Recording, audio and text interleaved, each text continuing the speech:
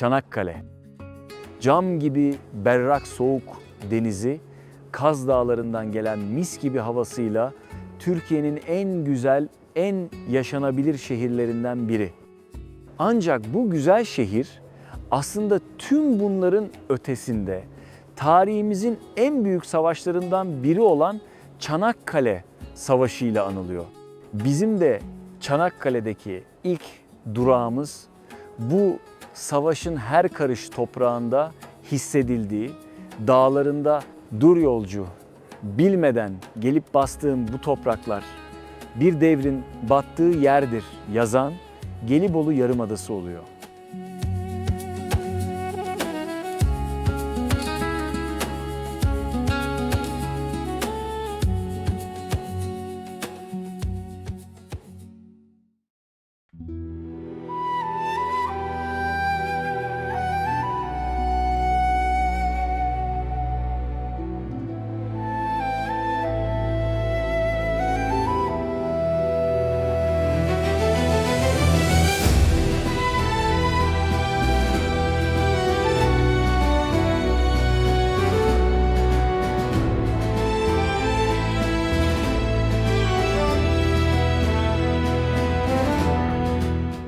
Çanakkale Savaşı'nı iki aşamada değerlendirmek lazım. İlki Çanakkale Deniz Savaşları.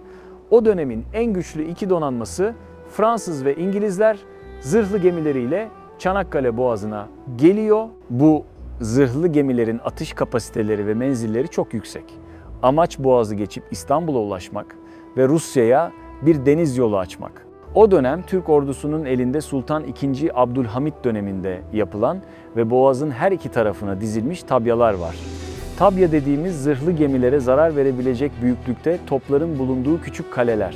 Ama bu tabyaları da vuruyor düşman donanması.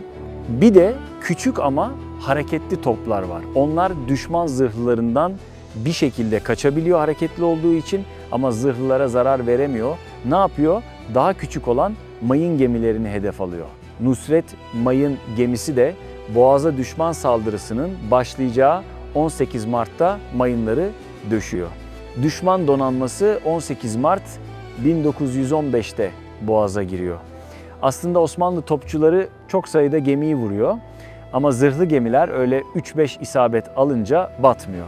Ama yine de gemilerin dengesi, dümenleri top atışlarıyla bozuluyor ve mayınlardan kaçamayan dev zırhlılar bir bir Boğaz'ın serin sularına gömülüyor. İşte o tabyalardan biri de şu an benim bulunduğum Rumeli Mecidiye tabyası.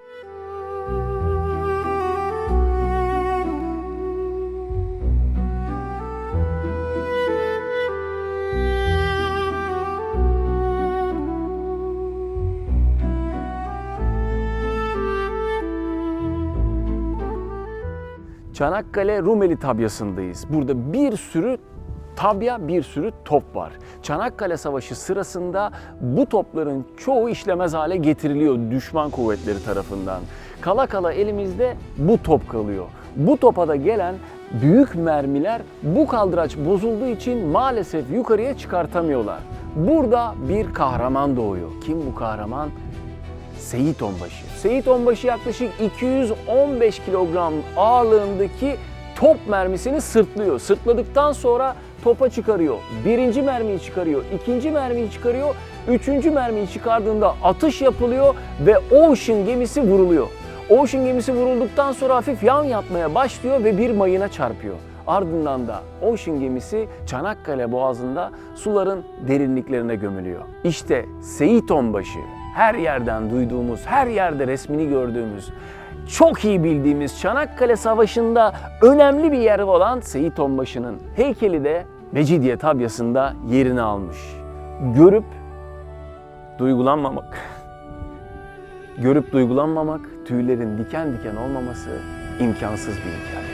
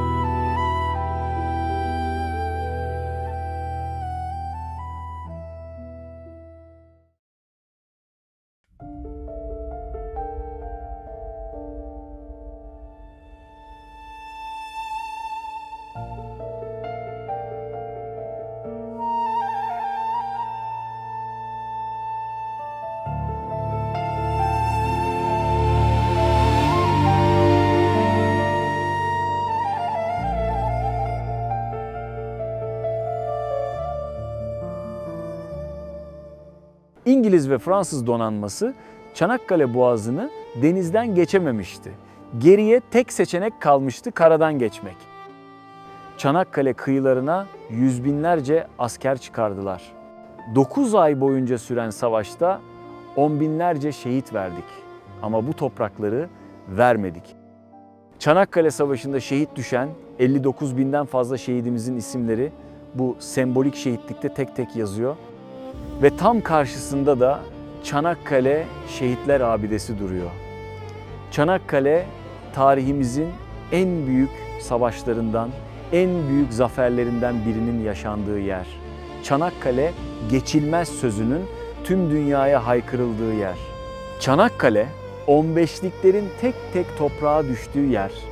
Binlerce kefensiz insanın yan yana kucak kucağa yattığı yer Çanakkale. Çanakkale her Türk'ün, her gencin belki de ilk ziyaret etmesi gereken yer.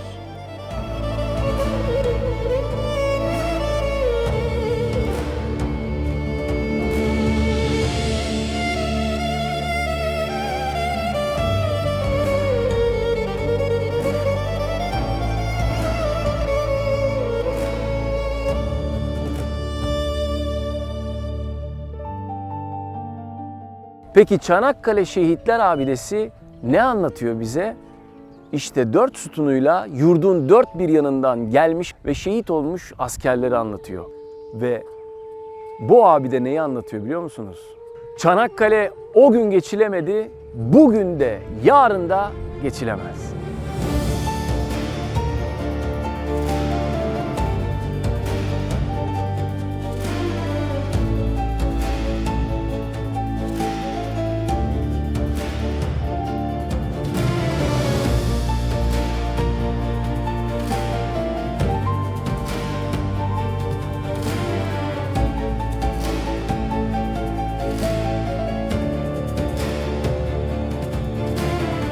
Ey bu topraklar için toprağa düşmüş asker, gökten ecdat inerek öpsü o pak alnı değer. Sana dar gelmeyecek makberi kimler kassın, gömelim gel seni tarihe desem sığmazsın demiş Mehmet Akif Ersoy ve kelimeleri kifayetsiz bırakmış.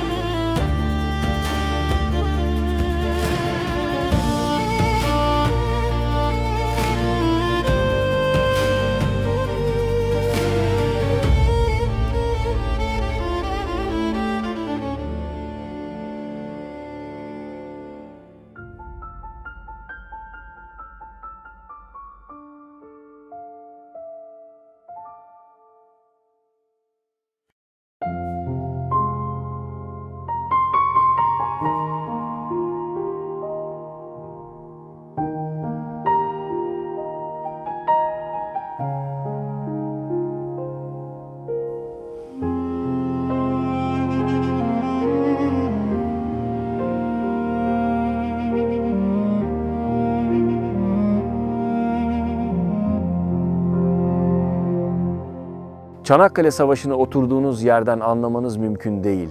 Bu savaşı anlamak için buraya gelmelisiniz. Gelibolu Yarımadası'nın her yerinde savaşın büyüklüğünü hissediyorsunuz. Adım başı şehitlik var. Bu şehitliklerin en önemlilerinden biri de savaşın başlangıcında Yarbay Mustafa Kemal'in "Ben size savaşmayı değil, ölmeyi emrediyorum" sözleriyle. Kendisinden 3 kat daha kalabalık olan Anzak askerlerine karşı savaşan 57. alaya ait. Alayın Çataldere Vadisi'ndeki şehitliğinin sırtlarında bir de anıt mezar bulunuyor. Arıburnu'ndan Anzaklar karaya çıkmaya başladığında onlara ilk göğüs geren kahraman askerler Yarbay Mustafa Kemal'in emrindeki 57. Piyade Alayı'ndandı. 57. Piyade Alayı ardından Anafartalar ve Conk Bayırı'nda da kahramanlıklar gösterdi. Savaşın seyrini değiştiren 57. Piyade Alayı tabii çok fazla da şehit verdi.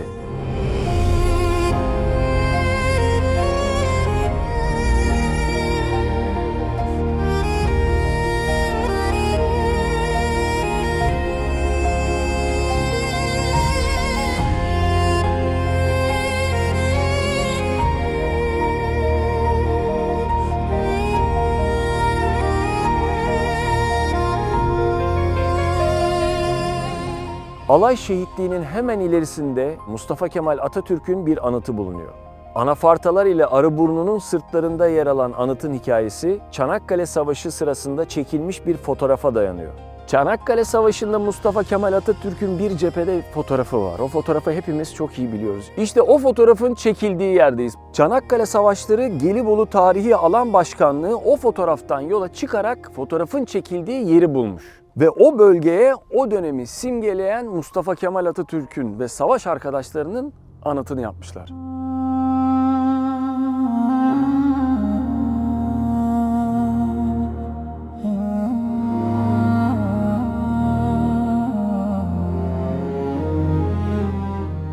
Anıtın biraz daha ilerisinde Çanakkale Savaşı'nın en kanlı muhaberelerinden birinin yaşandığı Conk Bayırı'na ulaşıyorsunuz. 4 gün süren Conk Bayırı muhaberesi Türklerin kesin zaferiyle sonuçlandı ve Anafartalar Grup Komutanı Mustafa Kemal Atatürk savaşın sonunda Anafartalar kahramanı olarak anılmaya başlandı.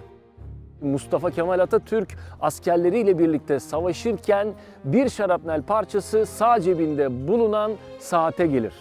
Aslında Mustafa Kemal Atatürk yaralanır ama aynı cephede savaştığı arkadaşları mücadeleyi bıraktı zanneder diye yaralı halde ayağa kalkar ve mücadelesine, topraklarımızı savunmaya devam eder. Bunu gören cephedeki diğer askerler de İngilizleri bozguna uğratır. İşte o küçük saat önce Çanakkale Savaşı'nın sonra da Türkiye Cumhuriyeti'nin kaderini değiştirmiştir.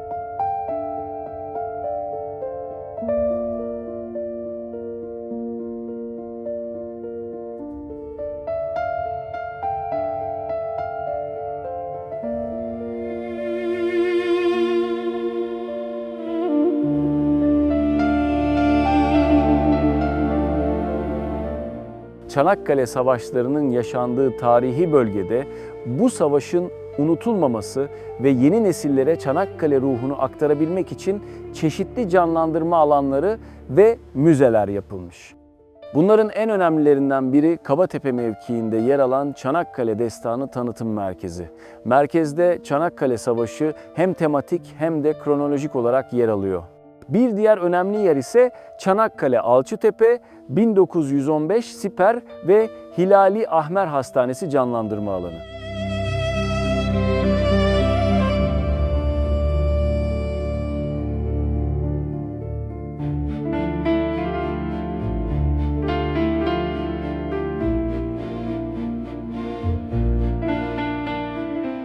Çanakkale'de Gelibolu Yarımadası'nda Alçıtepe köyündeyiz. Hilali Ahmer yani dönemin Kızılay'ının bir canlandırması yapılmış.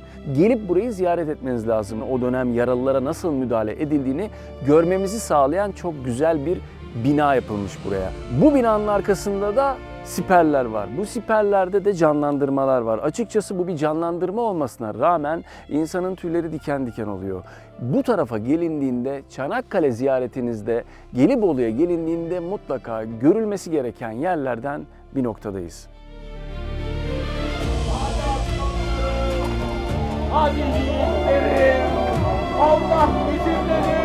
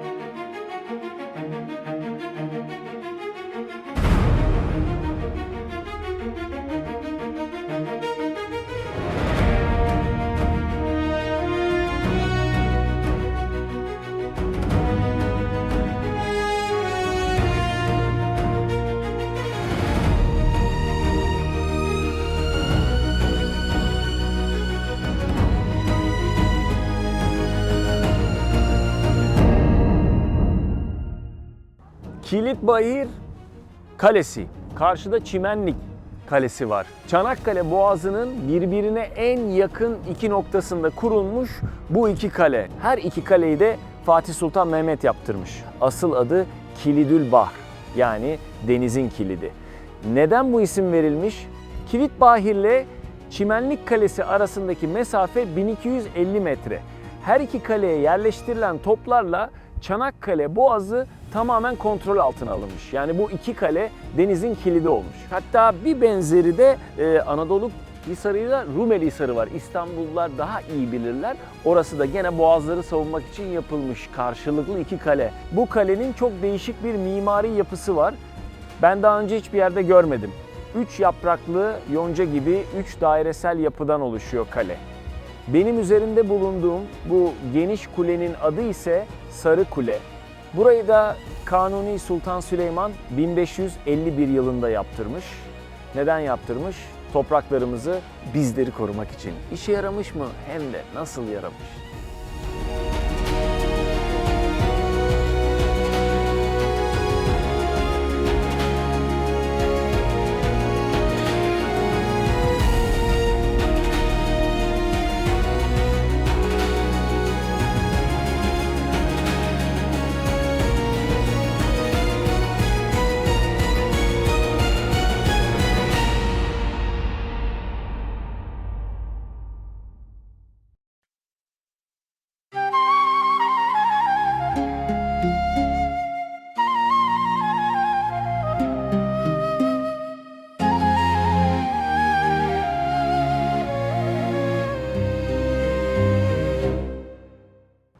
Bu güzellik bir Mevlevihane, Gelibolu Mevlevihanesi burası.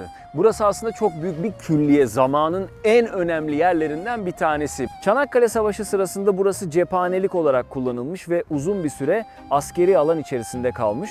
Geri kalan binaları yıkılmış ama bu muhteşem bina hala ayakta.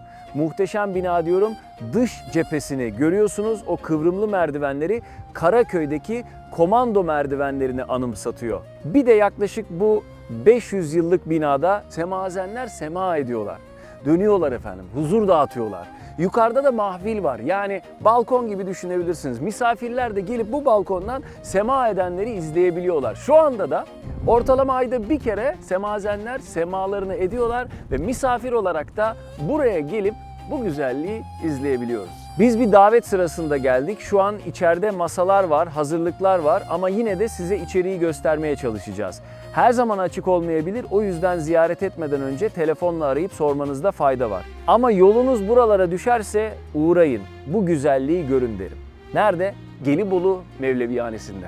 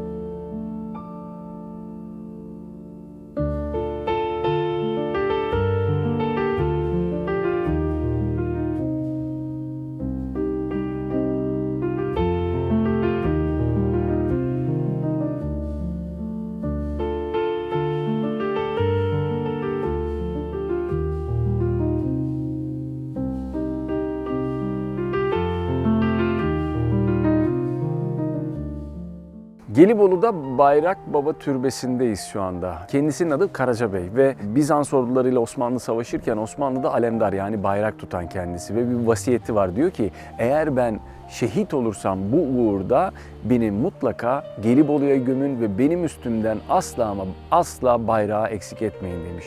O yüzden de bu gördüğünüz türbenin üstü komple ama içerisiyle beraber bayrak dolu. Biz de vazifemizi yapalım.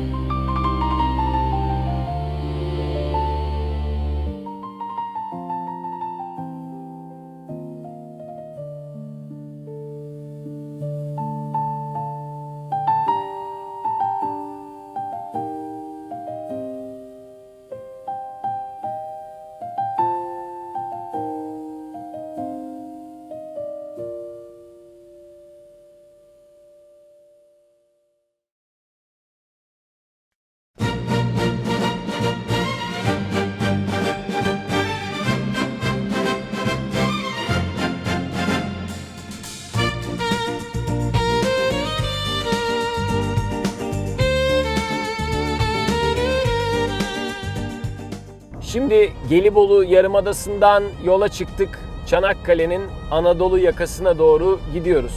1915 Çanakkale Köprüsü'nü kullanacağız. Biliyorsunuz Türkiye'nin en uzun köprüsü bu. Ama sadece köprüden geçmeyeceğiz. Köprünün ayaklarından birinin tepesine de çıkacağız.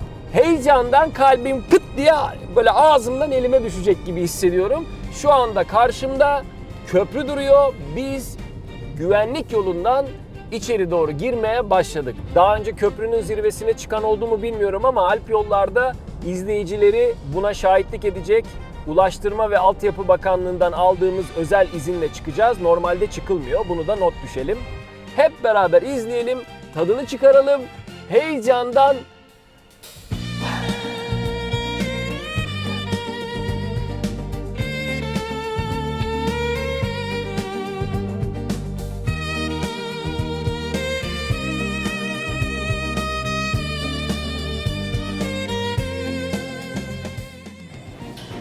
Eyvah, aşağıya bak. Aşağıya bakma. Aşağıya bak, aşağıya bakma.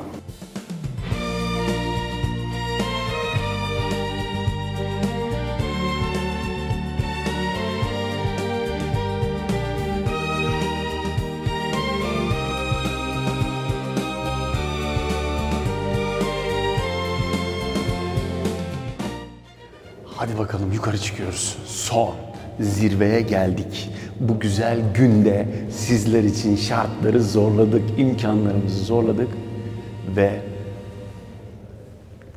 gökyüzüne çıkıyoruz.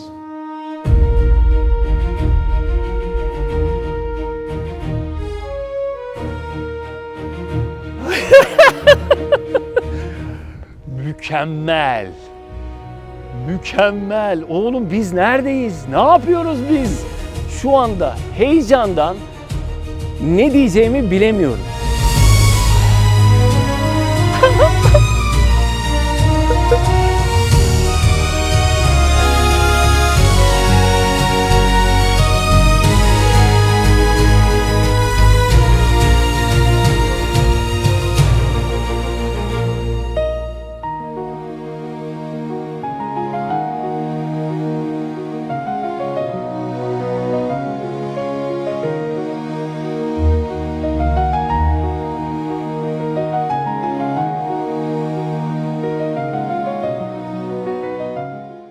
Çok özel bir yerdeyiz. Mühendislik harikasının dünya üzerinde geldiği son noktadayız.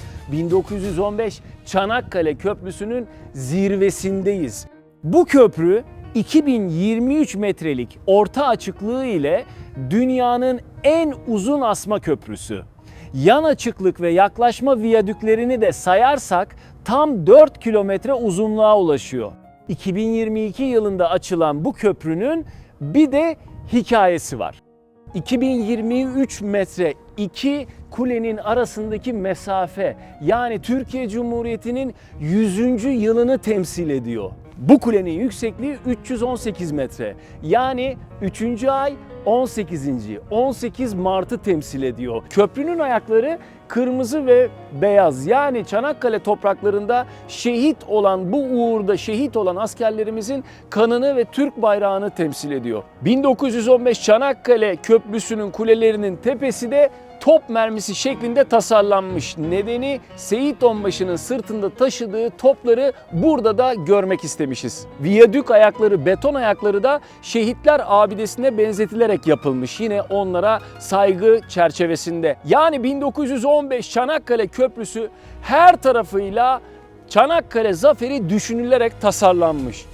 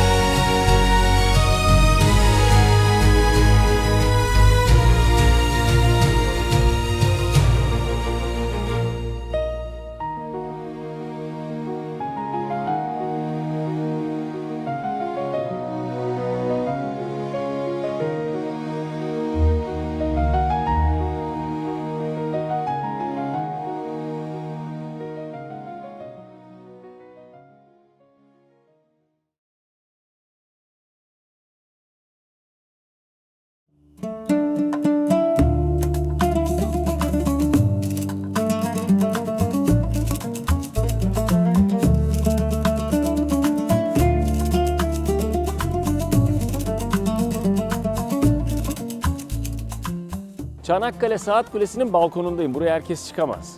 İkinci Abdülhamit döneminde Türkiye'nin birçok yerinde saat kuleleri yaptırılmıştı. Bu da onlardan biri. 1896 yılında İtalyan konsolosu olan Vitalis Gaptiore'nin finansmanıyla Sancak Bey Cemil Paşa tarafından 2. Abdülhamit'in tahta çıkışının 20. yılı şerefine yaptırılmış. 4 katlı bir saat kulesi ve gördüğünüz gibi giderek daralan bir mimari yapısı var.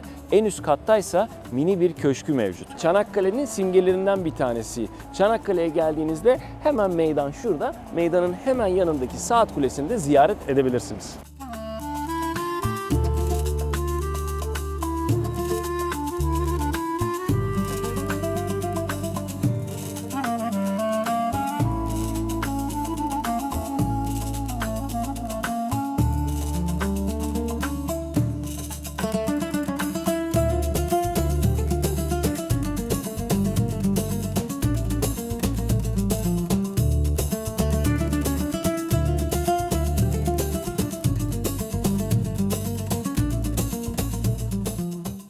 Çanakkale'nin içinde Aynalı Çarşı'nın önündeyiz. Aynalı Çarşı nereden aklımıza gelebilir? Çanakkale içinde Aynalı Çarşı.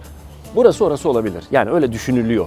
1890 yılında yapılmış ve güzel tarihi bir yapısı var. 2004 yılında tekrardan yenilenmiş, bakım onarıma girmiş. İçerisine girdiğinizde de hani Çanakkale'ye geldiğinizde hediyelik eşya almadan gitmemem lazım dediğiniz nokta işte bu nokta. Girişiyle içerisiyle güzel cıvıl cıvıl bir yer. Buyurun beraber gezelim, ne dersiniz?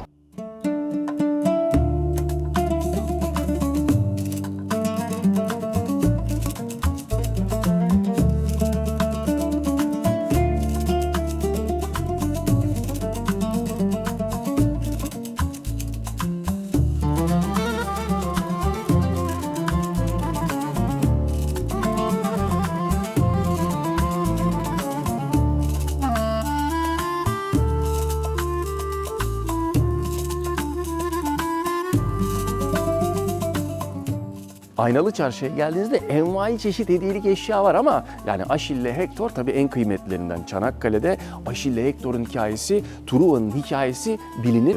Bu ikiliyi aldığınız zaman da öyle bir yapmışlar ki böyle puzzle gibi birbirlerine oturup sanki canlı canlı kapışıyorlarmış gibi. Bakar mısınız şunlara?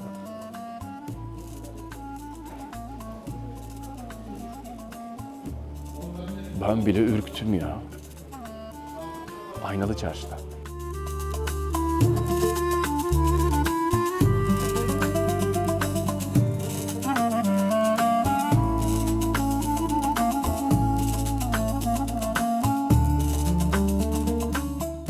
Aynalı Çarşı'da çok güzel bir dükkan yakaladık. Bu dükkan böyle el sanatları dükkanı gibi düşünün ama bunlar örneğin magnetten. Sonrasında da bu dükkanda sadece Çanakkale ve savaşlarını konu alan muhteşem el sanatları eserleri var.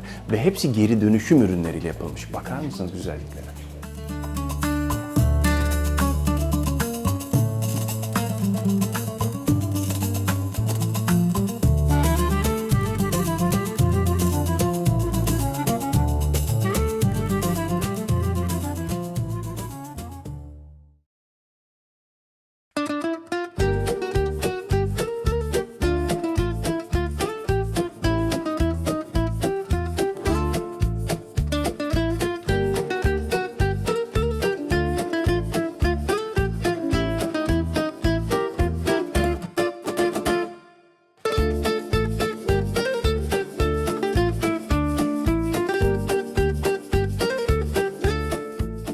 Çanakkale'ye geldiğimizde peynir helvası yemeden gitmememiz lazım. Çünkü sadece Çanakkale'ye özgü peynir helvası bu bölgede oluyor. Kadir Ustamız da bunun ustalarından bir tanesi. Doğru mu Kadir Ustacığım? Evet, doğru.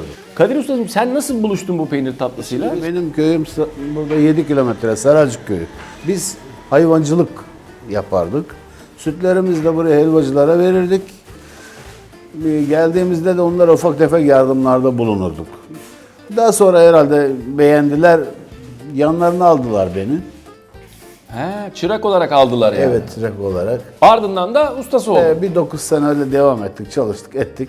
Kaçıncı senem mesela bu? 46. Peynir? 46 senedir peynir tatlısı mı yapıyorsun? Evet, 46 seneden beri helva yapıyorum. Şimdi bu hangisi? Biz buna sade peynir helvası diyoruz. Sade peynir helvası. Evet. Müthiş bir şey. Evet, peki bu? Ona da fırınlanmış diyoruz. Bu yumuşacık, bu biraz daha çıtır mı oluyor? Evet. Peki fırının bir özelliği var mı? Taş fırın mı, odun fırını mı, yoksa mikrodalga fırına at gitsin mi? Şimdi her fırında pişmez, doğru. Söylediğiniz doğru. Taş, evet. Hangi fırın? Taş fırın mı? Taş, evet. Çok güzel bir şey. Teşekkür ederim. Afiyet olsun. Şimdi peynir tatlısının içinde muhakkak bir süt var. Başka ne var abi? Süt yok. Peynir. Peynir mi var? Peynir. Yani sütü peynir haline getirdikten sonra mı tatlı yapıyoruz? Tabii ki biz sabahtan köylerden sütlerimizi topluyoruz. Tamam, Kaynatıp mayalıyoruz. tamam, Bunu peynir yapıyoruz. tamam. Kazanlara alıyoruz. Peynir helvası yapıyoruz. Süt değil, peynir. Hangi hayvanın sütünden oluyor bu? Koyun. Koyunun sütünden Evet. peynir yaptıktan sonra bu süreç ne kadar? Şu olması ne kadar sürüyor mesela? Sabah başlarsın akşama kadar. Bir günde yapılıyor bu tatlı. Tabii yani. bir günde. Peynir helvası, Çanakkale'ye özgü olan peynir helvasını bana dersiniz bu kadar tatlı yedin Anadolu'yu gezerken, sıralamada kaçıncı dersiniz? Ben net bir şekilde ilk 3'e peynir helvasını sokarım. Çanakkale'de peynir helvası muhteşem lezzet. Kadir Usta buralarda çok meşhur, çok yatkın eli, yıllarını vermiş bir mesleğe, ama Çanakkale'ye geldiğinizde çeşitli yerlerde de peynir tatlısını görebilirsiniz. Benim favorim fırınlanmış olan, ama siz fırınlanmamış olanını da sevebilirsiniz. Ellerine sağlık ustacığım. Teşekkür ederim. Sağ ol. Devam ediyorum, kusura bakma. Estağfurullah. Hayır hayır.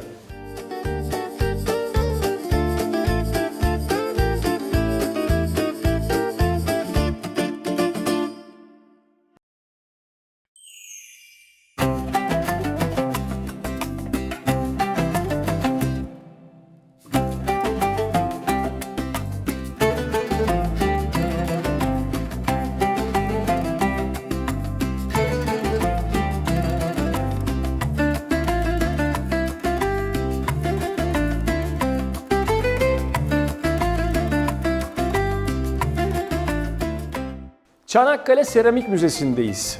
Bu müze aslında 120 yıl önce yapılmış bir askeri hamamken şu anda müzeye dönüştürülmüş. Buraya geldiğimde aklıma şu soru geldi.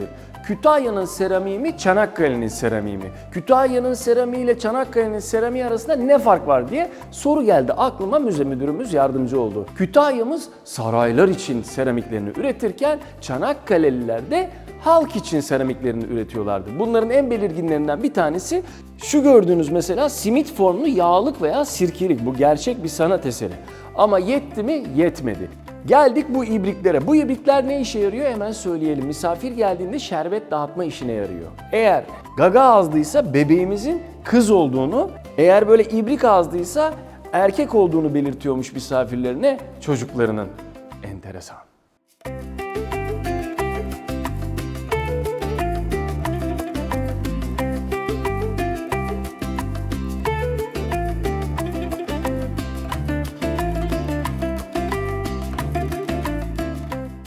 Bu bir mangal.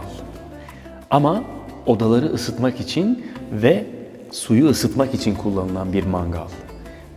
Isınmak için kullanılan bir mangal. Bu bir eser. Yani bir kalorifer peteğini düşünün, bir de şuna bakın. Bu bir sanat eseri. Muhteşem.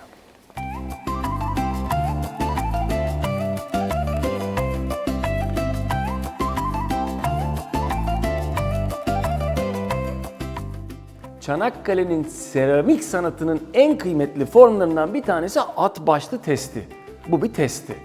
Bu testi. Yani at başı var, çiçekleri var, atın kolları var, ön kolları. Burada vazolar var, burada bir kuş var. Kuşun ortasında bir ayna var. Hatta bu aynanın aynalı çarşının aynası olduğu da söyleniyor. Ve bu bir eser. Döneminde de kızların çeyizlerine konan bir esermiş. Düşünsenize, bu şerbet ikram etmek için kullanılıyormuş. Yani bu sanat eseri. Çanakkale'nin seramiği, el işçiliği gerçekten de çok kıymetliymiş.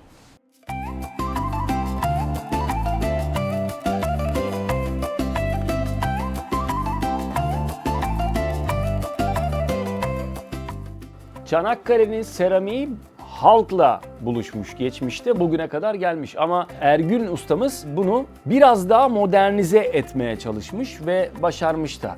Bugün bu sanatı arkamda gördüğünüz küçük arkadaşlara da öğretiyor. Gurur duymamak da elde değil Ergün hocamızla. Hocam bu doğru söyleyebildim mi? Yani o dönem çok klasik olan çizgileri biraz daha modernize ederek günümüze taşımak, biraz daha sanki çağı yakalamak gibi bir şey. Çok doğru söylediniz. Aynısını yapıyorum ama Çanakkale seramiklerinin önünden geçiyorum. Saygı duymak gerekiyor bu sanata açıkçası. İznik ve Kütahya çömlekçiliğinden sonra Çanakkale seramikleri Türkiye'de en önemli 3.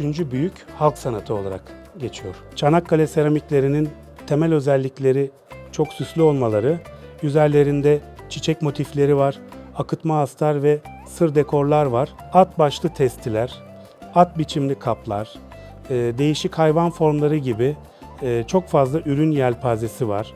17. yüzyıla ait yayvan tabakları, sıraltı dekorları çok meşhur. Camiler, yelkenliler, balıklar var. Biz de gelecek kuşaklara bu eski ve güzel sanatı aktarmaya çalışıyoruz.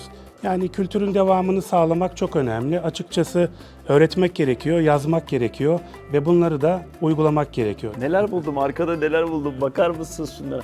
Hocam bunlar da, yani bunlara kafa yormak, bunları yapmak, boyamak pek de akıl kârı değil mi sanki? Ya seramik zaten başlı başına bir deli işi. Elini bulaştıran seramikten kurtulamıyor. Muazzam bir şey. Hocam şimdi ben böyle bir sanat eserini oldu da oturdum buraya. Bir müsaadenizi isteyeyim dedim. Koydum, başladım Estağfurullah. yapmaya. Herhalde bir ömürde falan yaparım gibi geliyor Yok canım, yetenek geliştirilebilir bir olgu. Siz çömlekçi çarkına oturduğunuzda ortalama 3 ayda kendinize Türk kahvesi fincanı, çay, kahve kupaları, hatta daha büyük ölçekli maşrapalar yapabiliyorsunuz. Ama bu iş biraz enstrüman kullanmaya benziyor. Yani bol bol pratik yapmak lazım. Çok güzelmiş. Hocam başta sanatınıza, sonrasında çocuklara kattığınız bu güzel sanattan dolayı tebrik ederim. Çok da memnun olduk. Çanakkale'de hani geldiğimizde açıkçası bu kadar çok sanatın içine gireceğimizi beklemiyordum. Ama her sokakta, her köşe başında mutlaka bilhassa seramikle ilgilenen çok insan var. Siz de onlardan birisiniz, gönül vermiş. Sayın Ergün Arda Bey'e çok teşekkür ederiz. Ben de teşekkür ediyorum. Sizi gördüğüme çok sevindim. Ayağınıza sağlık. Şöyle Eksik yapalım. olmayın. Gençler başarılar.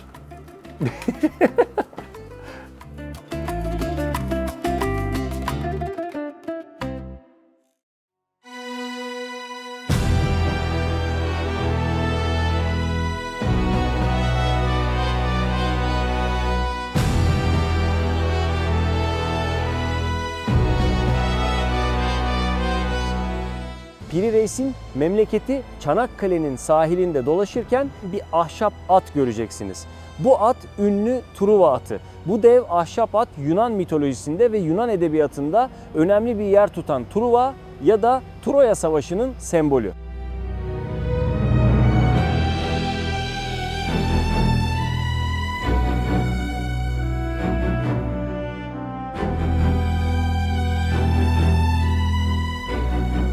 Mitolojiye göre Troya'yı bir türlü ele geçiremeyen Akalar barış önerisinde bulunmuş ve bu atı da iyi niyetlerinin bir göstergesi olarak Troya'ya hediye etmiş. Ama atın içinde yüzlerce asker gizliymiş. Akşam olunca askerler atın içinden çıkıp kentin kapılarını açmış ve daha önce surları geçemeyen Akalar böylece şehrin içine kolayca girip Truva'yı yakıp yıkıp yok etmiş.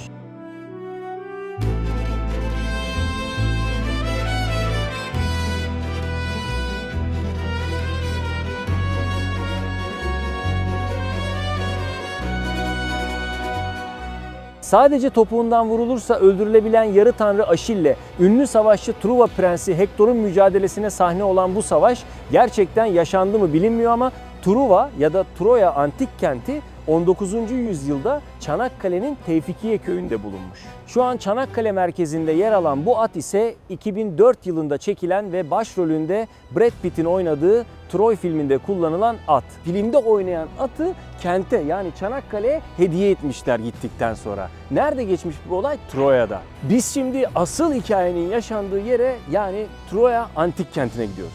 Hadi.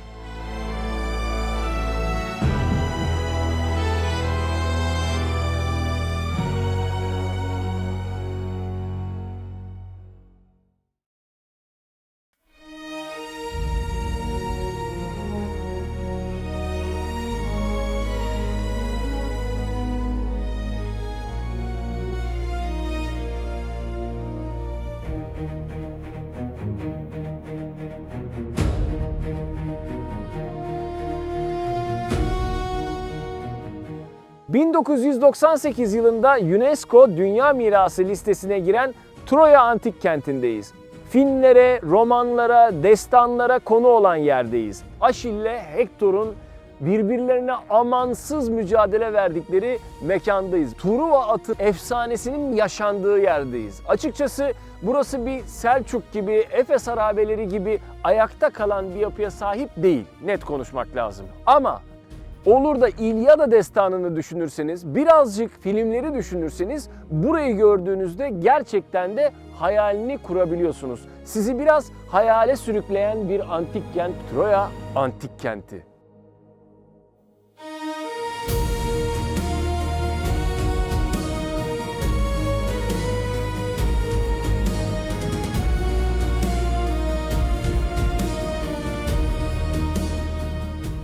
Antik Yunan edebiyatının en önemli eserlerinin sahibi Homeros.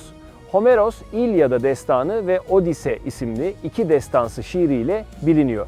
Bu eserlerden biri olan İlyada Destanı Troya Savaşı'nı anlatıyor. Odise ise Truva atı fikrini bulan, Troya Savaşı'ndan sonra ülkesine dönen bir kahraman. Peki Antik Yunan edebiyatına bir anlamda yön veren bu savaşın bir güzellik yarışması yüzünden başladığını söylesem, evet. Yunan mitolojisinin tanrıçaları Hera, Afrodit ve Athena'nın yarıştığı güzellik yarışmasında kararı Troya prensi Paris verecekmiş. Paris'in Sparta kraliçesi Helen'i sevdiğini bilen Afrodit, "Beni seçersen onu sana aşık ederim." demiş. Paris Afrodit'i seçince Afrodit de Helen'i Paris'e aşık etmiş ve Helen Sparta kralı olan kocasını terk etmiş. Bunun üzerine Sparta ve Akalar Troya'ya saldırmış. Efsaneye göre olay milattan önce 12 veya 13. yüzyılda yaşanmış. İşte burası da o efsanevi savaşın yaşandığına inanılan Troya Antik Kenti.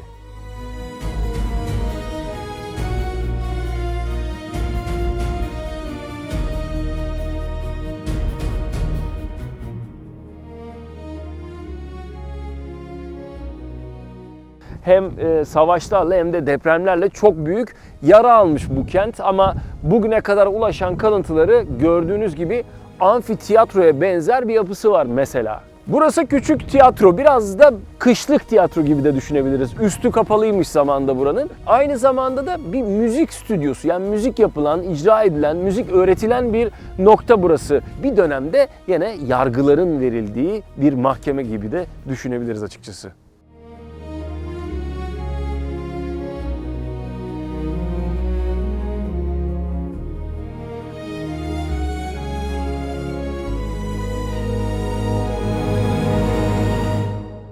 Burası da Troya Sarayı'ymış zamanında. Polixena da burada yaşıyormuş. Aşil'in aşık olduğu prensesin yaşadığı sarayın kala kala en alttaki duvarları kalmış.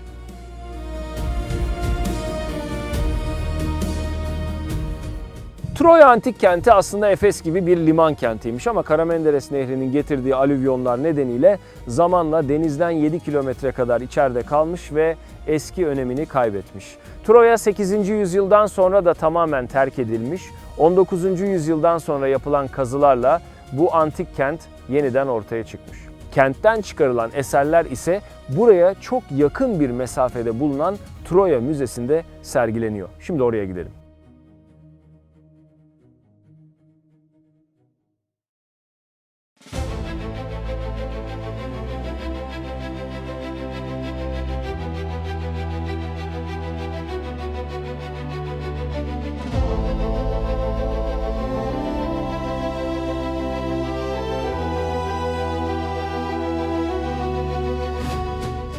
Troya Müzesi'nde sadece Troya Antik Kenti'nden değil, Çanakkale'nin çevresinden bulunan tarihi eserler de sergileniyor. Ama en önemli eserler elbette Troya Antik Kenti'nde bulunanlar.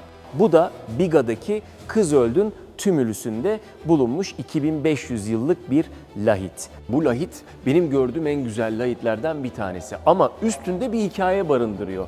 Polixena'nın hikayesi, yani Troya kralının kızının, prensesin hikayesini barındırıyor. Hikayeye göre kahinler Troya prensi Troilus öldürülmeden Troya'nın fethinin gerçekleşmeyeceğine dair bir kehanette bulunuyorlar. Bunun üzerine Aşil Prens Troylusu Prenses Polixena'nın yanındayken korumasız yakalıyor ve öldürüyor. Ancak orada gördüğü prenses Polixena'ya da aşık oluyor. Prenses de kardeşini öldüren Aşil'in aşkına karşılık veriyormuş gibi yapıyor. Polixena'ya güvenen Aşil, yarı tanrı olduğu için tek zayıf noktasının topuğu olduğunu ona söylüyor. Polixena da bunu diğer kardeşi Prens Paris'e anlatıyor. Ardından da Aşil ile Polixena buluşurken Aşil tuzağa düşürülüyor ve topuğundan zehirli bir okla vurularak öldürülüyor. İşte Troya düştükten sonra Aşil'in oğlu da Prenses Polixena'yı Aşil'in mezarının yanında öldürüyor. Truva Savaşı'ndan 100 yıllar sonra ölen bir kişi bu hikayeden o kadar çok etkilenmiş ki Polixena'nın hikayesini kendi lahitinin üstüne 100 yıllar sonra işletmiş.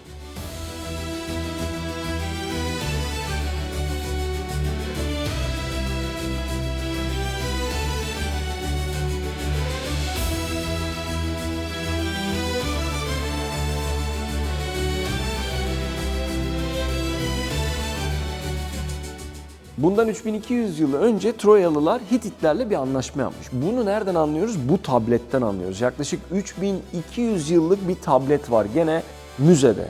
Geliyoruz bu tarafa, gene bu antik kentte çıkmış bir Louis mührü var. Yani Troyalılar Anadolu'dakilerle çok fazla ticaret yapmış, etkileşimde bulunmuş. Bunu gözlerinizle burada görüyorsunuz. 3200 yıllık iletişimin eseri.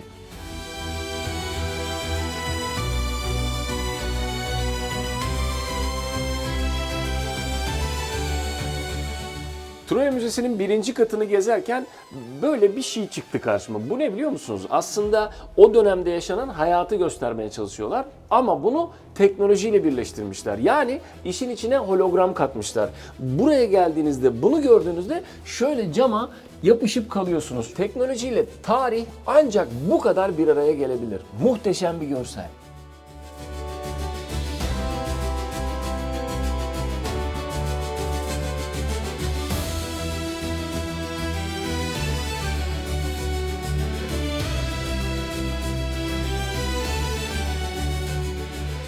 Çanakkale'de Troya Müzesi'nde enteresan bir idol çıktı karşımıza. Kilye tipi idol deniyor buna. Eceabat yakınlarında Kilye diye bir yer var. Orada bulunmuş 6-7 bin yıllık bu idol önce Amerika'ya kaçırılıyor. Bizim girişimlerimizle geçen yıl geri geliyor. Çok kıymetli bir eseri geri getirmişiz. Muhteşem bir iş daha.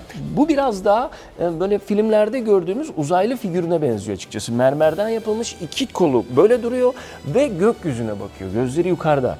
Hani gökten bir şey bekliyormuş gibi bir idol var. Yoksa uzaylı? Hayır.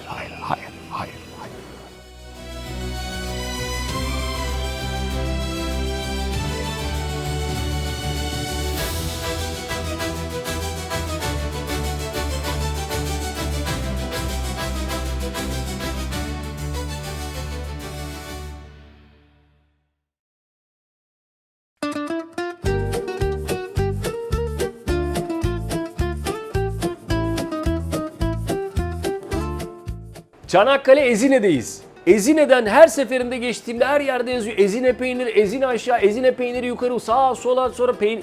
Ne yapmışsınız? Peynir helvası da mı yaptınız? Evet. Buraya özgü peynir. Şimdi Çanakkale'nin kendi peynir helvası varken buranın da peynir helvası da var. Ama ben burada peynir için bulunuyorum. Bu peyniri, Ezine peyniri yapan şey ne? Çabuk açıklayın yoksa polise şikayet edin. Hemen açıklıyorum. Bununla ilgili alınmış olan bir coğrafi tescilimiz var. Ezine Peynirciler Derneği'nin almış olduğu. Bu yöresel ürünü ortaya çıkartan, öne çıkartan şey %50 koyun, %30 keçi ve %20 inek sütlerinin karışımıyla elde edilmiş olması. Çözmeye başlıyoruz, sıkı durun. Bu bir. Evet. En az 6 ay 18 kiloluk tenekelerde olgunlaştırılır. Güzel. Tam yağlı işlenir, herhangi bir yağ alınma işlemi yapılmaz. Tamam. Olgunlaştırıldıktan sonra bütün Türkiye'ye dağıtılır. Hatta bütün dünyaya da dağıtılmaya başladı şu an. Bravo. O zaman Çanakkale'nin peynir konusundaki gururu Ezine diyebilir miyiz? Kesinlikle. Güzel. Şimdi peki Bergama tulumu var, İzmir osu var, Edirne kaşarı var. Bu şimdi burada biz nasıl bir tat alacağız bu peynirden? Bu sert mi, yumuşak mı, ekmeğe mi süreriz, sürmeyiz? Şeyin yanına mı yeriz bunu yoksa şeyin yanına mı? Kahvaltıda mı çok iyi gider? Akşamleyin bunu salatanın üstüne bir koyuyoruz. Esas orada. Ne? Hangisi? Biz salata üstünde çok seviyoruz. O kesin. Tamam. Kahvaltının vazgeçilmezidir. Yüksek mineral oranları açısından da zengindir. A vitamini, D vitamini. İşlemden geçirilmemiş koyun sütüyle yapılır dediğim gibi. En büyük artısı odur. Yağı alınmadığı için de tam yağdır. Ama peynirimiz krem gibi sürülecek kadar yumuşak ya da zor kesilecek kadar sert değil. Orta ayardadır. Bu belli bir olgunlaşma sürecinde sertliği kendi ayarına gelir. Dediğim gibi ekmeğin üzerine sürülen Tuz. ezine peyniri değil. Tuzlu mu? Standarttır. %12-13 civarında salamura O bazı ekleme vardır. tuz mu yoksa kendinden çıkan mı? Hayır, o salamura suyunda bekletilir. O bekledikçe o peynir tuzunu alır sonra geri atar. Vallahi açıkçası bir şey söyleyeceğim sana tüm samimiyetime. Markete gittiğimde yazıyor da paketlenmiş bu ezine, o ezine, o ezine, o markanın ezinesi var, bu markanın. Çok benlik değil o. Biraz böyle standarda bağlamış. Sanki Ezine'den geçerken alınacak ezine peyniri en kıymetlisi gibi geliyor bana. Tabii ki yerinde her zaman daha iyidir. Tadabilir miyim? Başka yerlerde ezine olmadan ezine diye satılan ürünler de var. Ona bir şey diyemem. Herkesin kendi ticari kaygısıdır. Taklitlerinden kaçınınız. Kesinlikle. Taklitlerinden kaçınınız. Ezine peyniri yiyorum şu anda. Orijinal, safkan, yerinde yiyorum. Üreticiden yiyorum. Duydunuz, farkını duydunuz. Bunları not edin. Ezine peynirini alırken bunları sorun. Yüzde kaç koyun var bunda, yüzde kaç keçi var falan diyor. Bayağı öğretiyorum ben bu işi. Ben de öğreniyorum sizin sayenizde. Hemen alıyorum. Bakıyoruz. Oo, Tuzlu mu? Değil. az tuzlu. Yıkanmamış, vakumdan çıkar çıkmaz. Dışında hafiften biraz tuz olması normaldir. Ama dediğim gibi iç peynir iç kısmında tuz yoktur. Şimdi boğazımdan aşağı doğru giderken nerelerde ben bunu görürüm diye böyle bir hani üstüne böyle bir zeytinyağı, böyle kekik falan filan evet. bir şeyler. Kesinlikle o kişinin kendi tercihine göre değişir. Ama bu neyin üzerine ya da neyin yanına yeniyorsa ona lezzet katar. Pardon da ezine peynirinden bahsediyorum. Yerinde yiyorum sizler için. Ben beğendim. Ama açıkçası zeytinyağı, kekikle Yine bölgenin de zeytinyağı meşhur biliyorsunuz. tabii Çanakkale'nin zeytinyağı, pardon da yani kuzey rüzgarlarını ye babacım, ondan sonra zeytinyağını için siz burada. Oh, hayat size güzel. Zeytinyağı, kekikle benim her dakika sabah, öğlen, akşam tercih edeceğim bir şey bu. Evet. Çok beğendim. Ezine peyniri. Ezine olur da geçerseniz öncelikle Ezine'ye girerken yavaş girin. Çünkü radar var. Çok kötü cezalar yedim ben buralarda. Yavaş yavaş girin. Sonra da yavaş yavaş bir dükkan arayın kendinize ve mutlaka Ezine peyniri almadan Ezine'den gitmeyin. Buradan da beni germeyin. Bir daha da söylemeyeceğim. İyi yaptın mı abi? Teşekkür ederiz. Sağ olun.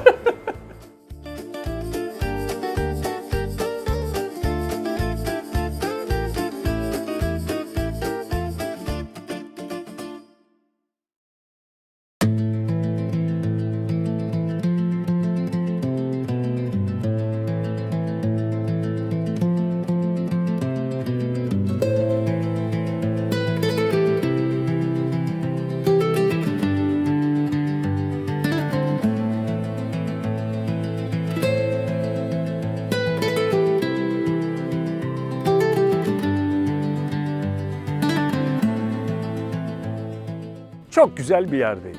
Çok güzel bir yerdeyim. Çanakkale'ye bağlı Adatepe köyündeyim. Adatepe köyü şu anda şehir hayatından kaçan insanların yaşadığı bir köy. Ama öncesinde Rumlarla Türklerin iç içe yaşadığı bir köymüş. Kurtuluş Savaşı'ndan sonra mübadelede Rumlar buradan göçmüşler. Osmanlı konaklarıyla Rum yapılarının iç içe girdiği bir köy. Görsel olarak çok güzel bir köy. Huzur dolu bir köy. Kaz Dağları'ndan gelen, şu anda olduğu gibi gelen bol oksijenli muhteşem bir yer.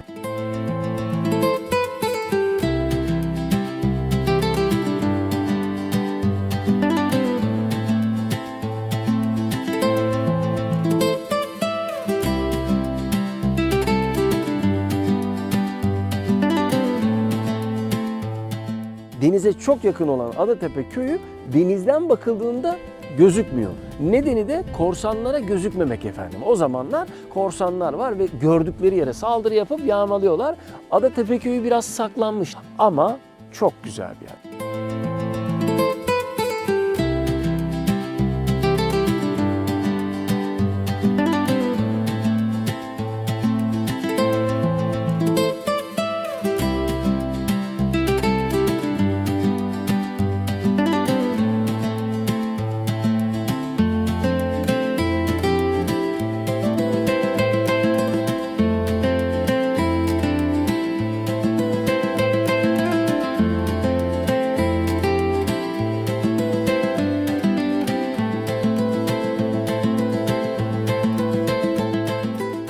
Adatepe'de Adatepe İlkokulu'nun içerisindeyiz. 1943 yılında yapılmış bu okul, ilkokul olarak kullanılmış. Şimdi ise Çanakkale İl Eğitim Tarihi Müzesi olarak kullanılıyor. Evet, Adatepe'ye gelirseniz hemen hakim bir tepede, burayı da göreceksiniz ve geleceksiniz diye düşünüyorum. Çünkü burada Cumhuriyet döneminden bugüne kadar olan eğitimde kullanılmış, arşivde saklanmış eski kitaplar, defterler, cetveller, materyaller bulunuyor. Şu anda elimin altında da ansiklopedi bulunuyor. Burada genç arkadaşlara sesleniyorum. Siz şu anda arama motoruna arayacağınız kelimeyi yazıp sadece Enter'a basarken bizler bunları tek tek alıp tek tek sayfa sayfa mesela Nil timsahı N harfine gelip Ni'yi bulup Nil'den tek tek Nil timsahını bulup buradan saatlerce okurduk. Bizim zamanımızda ansiklopedi vardı. Sizin zamanınızda da arama motorları var. İşiniz çok kolay, çalışmanız böylelikle bizlerden daha kolay. Adatepe'de Çanakkale İl Eğitim Tarihi Müzesi'nde.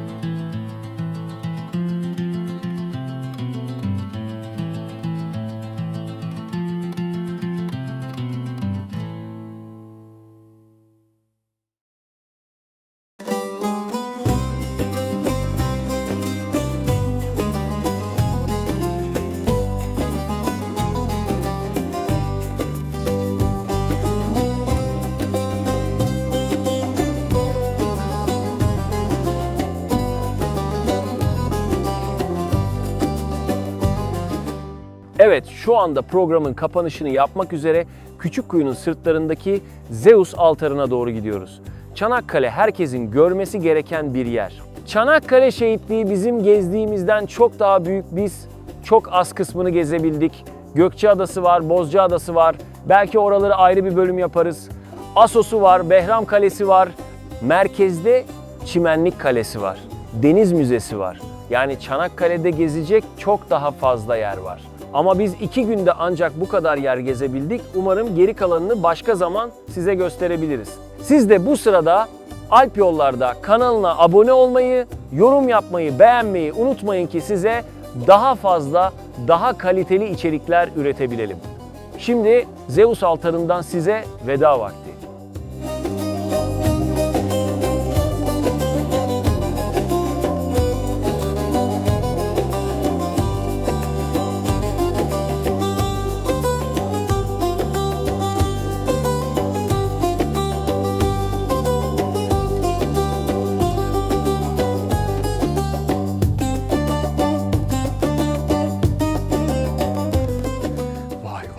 Mükemmel görüntü. Şu anda Kaz Dağları'nın hakim tepesinden bir tanesindeyiz. Küçükkuyu'nun sırtlarındayız. Mitolojiye göre de buraya İda deniyor. Yani tanrıların yaşadığı yerler buralar. Burası da Zeus altarı. Yani Zeus'a o zamanlar eğer bir adak adanacaksa burada adanıyormuş. Söylenene göre de Zeus gelip buradan Truva Savaşı'nı buradan izlemiş. Mitolojiye göre Hera, Afrodit ve Athena'nın katıldığı güzellik yarışması da burada yapılmış. Acayip bir noktadayız. Muhteşem bir noktadayız. Zeus altarındayız. Şöyle bakıyorum da hani bir şey olsa buradan yönetilirmiş gibi. Acayip hakim bir yer.